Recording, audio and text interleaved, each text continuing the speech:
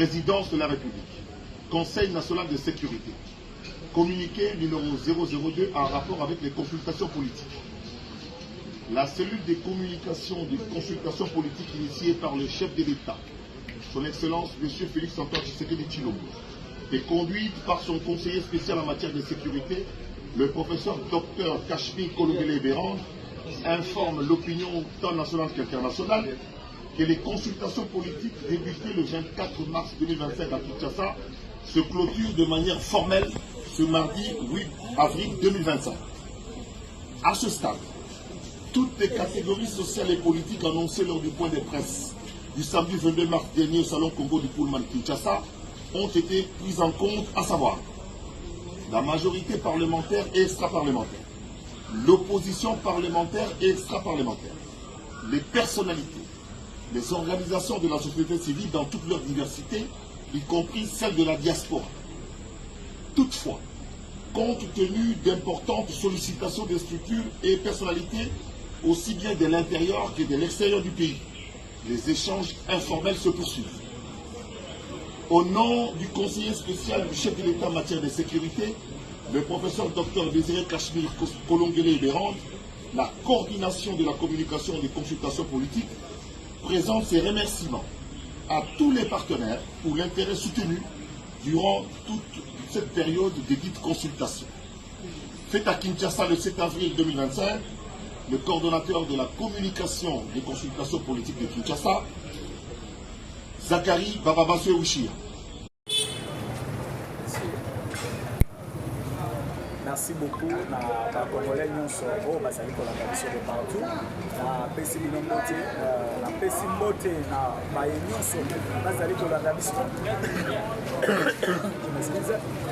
baye nyonso bazali kolanda biso awa na kati ya République démocratique du Congo mpe libanda ya République démocratique du Congo na pesi mbote na oyo nyonso bosabone na ebele nazosenga bino bosabone ebele bozala ebele na kosabone bozala vraiment ebele s'il vous plaît bosabone massivement parce que masolo oyo nakobeta lelo bandeko na ngai nakoyebisa bino niveau nini est de la République na biso ekomi Rwanda eza na niveau nini basango démarche na bango baza na niveau nini tozobenga ya banani baza lisusu na niveau nini bokoyeba bango na émission na biso ya lelo bokoyeba masolo nyonso ya République démocratique du Congo parce que journée à lobby tokozonga na Doha tozozongela lisusu masolo na Doha na ba M23 mais nayebisaki bino bien que le M23 bakoavancer lisusu te parce que moyen baavancer eza te au contraire FARDC mutu aza na kati ya korécupere na wazalendo baza na kati ya korécupere bisika ebele oyo M23 abandaki kobetela deja maboko bandeko nanga bakongolais oyo bazali kolandanga partout na pesi mbote na baye nyonso bazali kolandanga na Grand Bandundu baye bazali kolandanga na Grand Kasai baye bazolandanga na Congo Central mpe baye oyo bazali kolandanga na Grand Katanga, Est de la République, kuna na Grand Équateur, awa na Kinshasa, soki ozolanda émission commenter tuna sokozana mutuna na likambo moko boye, poser question na yo okozwa réponse. Bande konanga na yebisaki bino masolo a Doha, lolenge likaki. Na yebisaki bino ce qui s'est passé au Qatar parce que journée à lobby tozozongela masolo na Doha. Thérèse Kaikwamba akozala sur terrain pona ko continuer masolo ya Doha. Et bolandaki bino nyonso lettre ya Chole oyo akomelaki comité international parce que soki boyoki bato mosusu babengaki yango barimer bamosusu babengi yango kanyosha ya keno bakangi passeport ya Chole na Katanga. C'était vrai, je vous confirme que ezalaki ya solo parce que Chole a écrit une lettre au comité international. Lettre wana akomeli bango alobi nini alobi na kati ya lettre na ye la lettre na bango pa ya ye na lettre na bango oyo bakomeli comité international bakomi yango pamba te balobi na comité international akoki kosanctionne Rwanda te kindoki akoki kosanctionne Rwanda te parce que sanction oyo comité international apesi na Rwanda ezali kofreiner démarche na bango nazoyeba te les sanctions na démarche ya banchole ezali ko se correspondre na nini nini ezali kosala ke sanction na démarche na bango ezala bloqué parce que les sanctions c'est ce qui anéantit Rwanda aujourd'hui mpona bashole il fallait pas Rwanda azala sanctionné et puis bakei plus loin pour dire que basanction bazali kopesa Rwanda zo mérite yango te il faut ezala partager il faut basanction ezala partager bazwa une partie ya basanction bapesa la République démocratique du Congo bazwa une autre partie ya sanction bapesa na Rwanda et je me pose des questions bako sanctionner Congo sur base de quoi et il faut que les bases à la claire sikoyo na maloba wana que non bako sanctionner Rwanda par une partie à sanction bapesa Rwanda une autre partie bapesa Congo bako pesa Congo sanction sur base de quoi.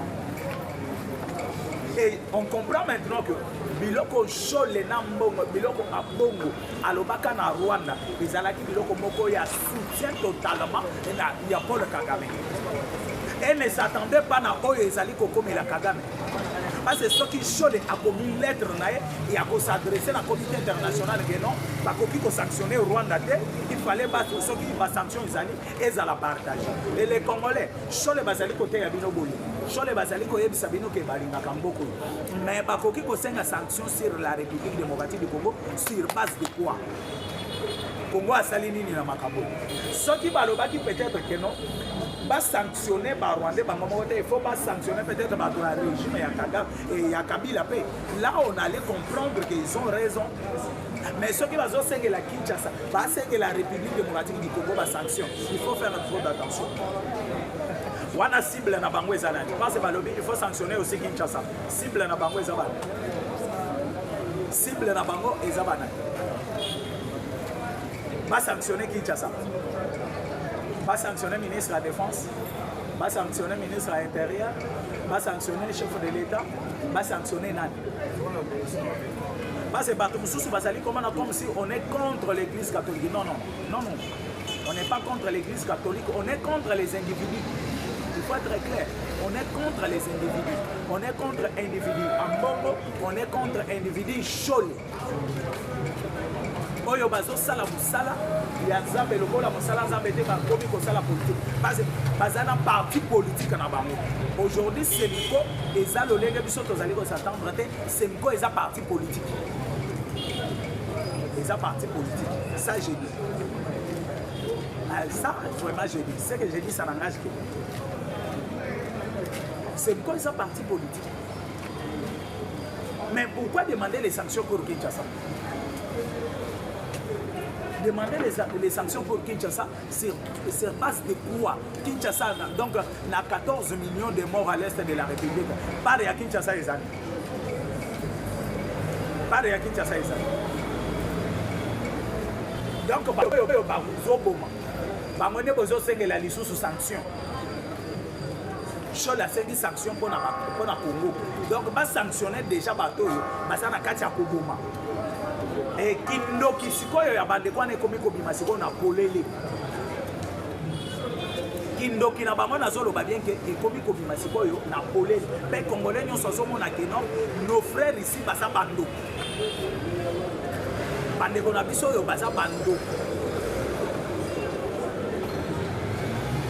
Et na zolo ba clairement que Kindoki ya chole ya bongo na SCC oyo basangani na bango ebimi sikoyo na poisa SCC bazali koambale bango kaka lokwa fufu na kati ya mbadi kaka ekeye kaka bongo mais bazoyeba te ke bazomema bango wana nzoka catholique bamonaki non on peut découvrir mabe oyo toza na kati ya kosala tika tosangana na SCC po tokotisa bango mpe na kati ya buzoba oyo toza na kati ya kosala c'est comme ça que bambale SCC na kati ya makambo wana parce que catholique bamonaki soki toza biso moko parce que ebele oyo bakongole bayebi te tozonga nsima mwa ngana les jours oyo bandeko oyo bakei kotala chef de l'État chef de l'État ayebisaki bango démarche na bino eza bien mais bozonga bosangisa baeglise mosusu bozwa bakimangisi bozwa baeglise de réveil bozwa baeglise mosusu nyonso bamizulma e consort bosangana bino nyonso e sikoyo nde toyebake bokosala nini mais bandeko wana base précipité ya kokende mbangu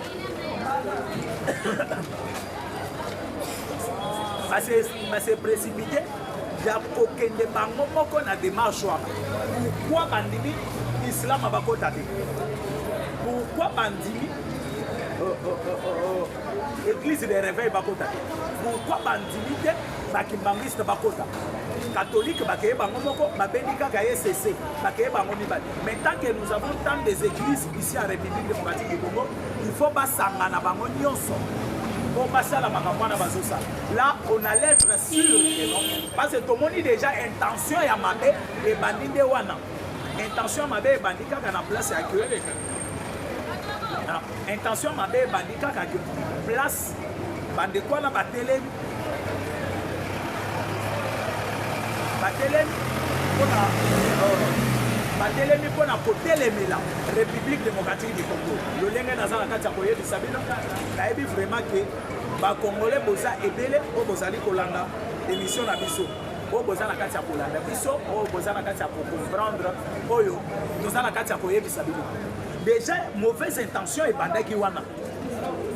Comment bozo isoler ba église mususu bolingi boza la bino. Il y a un agenda caché là. Et aujourd'hui au moni bakay Brazza, Rwanda, Kenya, Uganda, Angola, France, Belgique. Les lots basés aux États-Unis. Je me pose des questions. Dialogue est à Congolais. Mais la bamboka na nyonso batambouli.